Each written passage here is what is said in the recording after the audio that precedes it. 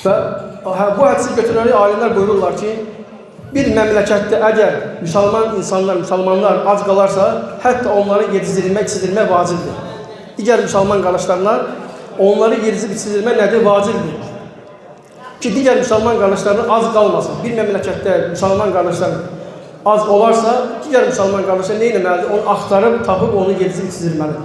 Hətta bəzi alimlər dediyim kimi, bu hədisdən yola çıxaraq, necə ki, alimlər buyurur ki, zəkat vermək vacib olduğu kimi, həmçinindəki digər müsəlmanların halına xəbərdar olmaq, onlara yardım etmək, onları az qalmağa qoymamaq nədir? Digər müsəlmanların boyunda bir haqdır.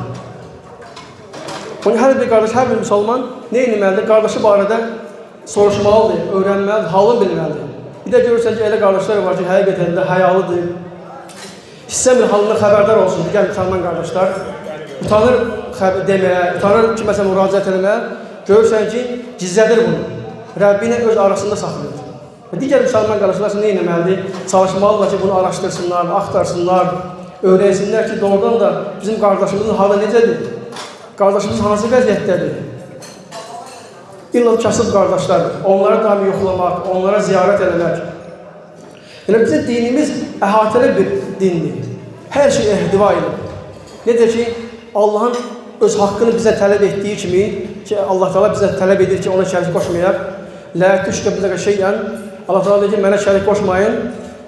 Şirk qadağan olduğu kimi, bunun insanlara üzərində bir haqq olduğu kimi, həmçinindəki Allah Teala qulların da bir-birinin üzərində haqları var. Qohumların haqqı var, qohumların üzərində, qonşunun qonşu üzərində haqqı var. Hətta bəzən olur ki, Peyğəmbərimiz s.ə.v. hətta zimmi olsa belə, kafir olsa belə, yəni ondan gözəl davranmalısan. Peyğəmbərimiz s.ə.v. borçlu olub, kitab əhlindən gedib onu ziyarət edib, onu xəstə olanda onu ziyarət edib, hətta bir yahudi uşaq olub, cavan uşaq, gəlib onu ziyarət edib, xəstə olduğu halda və ona başlayıb demək ki, denən la iləhə illallah. Yəni, bu özü bir ibrətdir. Və həmin Yahudun atası Allahın Rəsulunun s.ə.v-in əxlaqını görür, ədəbini görür, insanlığını görür, mənəvətini görür, nə edir? Və deyir ki, övladına deyir ki, onun dediğin yerinə edir. Hətta həmən zaman uşaq la iləhə illallah deyərək dünyasını dəyişir. Və ona görə də hər bir müsəlman çalışmalıdır ki, öz əməli ilə, əxlaqı ilə insanlara ibarət olsun. Çünki müsəlmanlar diqqət mərkəzindədir. Yəni, dindar insanlar, iman gətirən insanlar diqqət mərkəzindədir. İnsanlar dindar insanlara baxırlar, onlardan öyrənirlər, onların əməllərinə baxırlar, onların əxlaqına baxırlar. Çünki bir əvvəl deməmişdən qabaq, dəvət, təbliğat aparılmamışdan qabaq insanın əxlaqının ədəbinə baxırlar. Bəzən olur ki, heç bir söz demədən belə, heç bir təbliğat aparmadan belə bir müsəlman qardaşın əxlaqına baxıb, ədəbinə baxıb ondan götürdüyü əqidəni, o dini ondan öyrənirlər. Deyirlər ki, qardaş, həmən insan necə insandırsa, gözəl, əxlaqlı insandır, mən onun ibadət elədiyi kimi ibadət eləmək istəyirəm. Onun əqidəsində olmaq istəyirəm. Onun hər bir müsəlmana vacibdir ki, həqiqətən də Allahın haqlarını özlərində bilsin və insanlara bunu öyrətsin. Qardaşlıq haqlarını bilsin və insanlara bunu təbliğ eləsin. Açıqlasın, öyrəsin insanlara. Bir gözəl bir hədisi Əbu Səid Əl-Xudri rivayət edir. Hədisi demək İmam Müslim buyurur rivayətində ki, "Mən ra'a minkum məkruhan fəliyğayyiru biyadihi. Fəin ləm yəstədi bilisanihi, fəin ləm yəstədi biqalbihi. Zəlikə əd'aful iman." Buyurur ki, Peyğəmbərimiz s.ə.v. Peyğəmbər buyurur ki, əgər deyir, biriniz bir müsəlman qardaşında bir məkruh görərsən, bir pis əməl görərsən, çalışsın, onu dəyişsin. Fəliyğayyiruhu, onu çalışsın, dəyişsin. Və onu bacarmazsa, onda onu dili ilə inkar edəsin, onu dili ilə dəyişsin. Yox, bunu da bacarmazsa, onda bunu qəlbi ilə dəyişsin. Bu dir imanın ən zəif olanıdır. Alimlər buyurur ki, bu hədis çox əzəmətli bir hədisdir və hədisdə böyük bir qaydalar var. Ki, hansı bir müsəlmanın belə deyək də, münkərə qarşı olan rəftarının bir qaydaları var, mərtəbələri var. Kim bir müsəlman münkəri gördüyü zaman nə etməlidir? Necə tutunmalıdır? Hansı qaydalara uyğun əməl etməyə çalışmalıdır? Buyurur ki, Peyğəmbərimiz sallallahu əleyhi və səlləm birinci çalışmalıdır ki, əli ilə onu dəyişməyə çalışsın. Bu da baxmalıdır, bu məsələdə hikmətli olmalıdır. Ola bilər ki, insan bu məsələni gördüyü məkruhu, məsələn, günahları, haramı, şirki olsun, bidət olsun, bəzi böyük günahlar olsun, bunları birinci çalışmalıdır, əli ilə götürürsün. Alimlər buyurur ki, burada məsələlər mərtəbə gəlir. Birinci mərhələ nədir? Çalışmalıdır, əli ilə onu dəf etsin, götürsün. Əgər bunu bacarmazsa, ola bilər ki, bunu bacara bilməzsin. Eləmək istəsə fitnə baş verə bilər.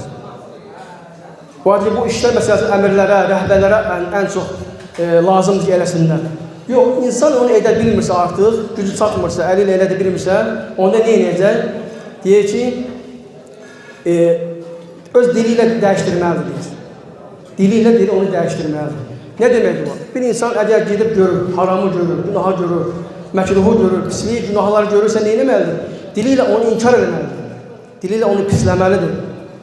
Dili ilə insanlara başa salınmalı ki, bu haramdır, günahdır, burada şirk var, bidət var, bunlar haramdır, bunlar insan bir-birinin haqlarına girirlər. Əgər bunu da bacarmazsa, onda nə etməlidir? Qəlbi ilə inkar etməlidir. Artıq qəlbi ilə inkar etməlidir. Bu imanın ən aşağısıdır, ən zəif olanıdır. İndi o kəsin halında ki, o insan qəlbi ilə inkar eləməsin. Məsələn, bu günləri biz belə şeylərlə çox rastlaşırıq da, görürük ki, belə hadisələr çox baş verir. İş yerində olsun, elə belə toy məclisləri olsun, bir də görürsən ki, ətraf insanlardır, cahillərdir, öz toy məclisinə çağırırlar. Qardaş və hər bir müsəlman məsələ kimsə, qonşudur, qohumdur, bacarmıram, yaxşı çıxmaz, gedim toyda iştirak edim. Qardaş, Allah Teala, Allahın Rəsulü nə dedi sallallahu əleyhi və səlləm? Dedi, münkəri əli ilə dəyişməlisən axı. Bu imandır artıq. İmanın tələbləridir ki, sən bunu əli ilə dəyişməlisən. Yaxşı, əli ilə dəyişə bilmədin, heç olmasa nə etməz, dili ilə pisləməlisən. Amma görürsən ki, insan gedib həmən günahın içində, haram məclisində oturursa, o günahlar baş verən yerdə iştirak edirsə, ən azından bu nə deməkdir? Qəlbi ilə bunu inkar eləməlidir. Qəlbi ilə inkar edən insansa, orada olmamalıdır. Yəni, bu imanın ən aşağısıdır da, bunun aşağı yoxdur. Görürsən ki, qardaş, Allah kömək olmuş, həmən haramların, günahların içində gedib özü ayağı ilə girir, sonra da günahdan danışır. Bilirəm ki, haramdır, günahdır, qardaş. Haramdır, günahdır, sən içməz, qəlbi ilə inkar eləməlidir axı. Bu imanın ən aşağısıdır. Necə qəlbindən inkar eləməkdən danışmaq olar ki, sən hətta gedib orada iştirak edirsən, həmən günahların, haramların içində. Bu barədə Allahdan qorxmaq lazımdır və bunları hamısı bilmək lazımdır. İnsan bunu yerinə yetirə bilsin. İnsanlara təbliğat aparsın ki, həqiqətən də bu günahlardır, haramlardır. Bu qadağaları insanlara çatdırmaq lazımdır. İnsan evdə dini yaşamağa çalışmalıdır. Öz ailəsində. Yəni, birinci əxlaqı, gözəl əməlləri, sədəqəni sən ailədə göstərməlisən. Müsəlman olaraq öz ailəndə göstərməlisən. Gözəl bir ata olmalısan. Ki, hansı ki, bir ata kimi səndən o tərbiyəni götürsünlər, səndən o əxlaqı götürsünlər, səndən o dini öyrənsinlər. Daha sonrası əlbəttə qonşular, qohum, əqrəbə və sonrası digər çöl, bayır, qardaşlar. Allah Teala bir eşidib faydalar qullarını eləsin. Allah Teala bizi səmimi, ixlasla ona ibadət edən, dediklərimizə yerinə yetirən, onu əməl edən, ixlaslı qullarından qərar versin. Subhanallah, həmdə qəşhədü ən, əstəğfirullah.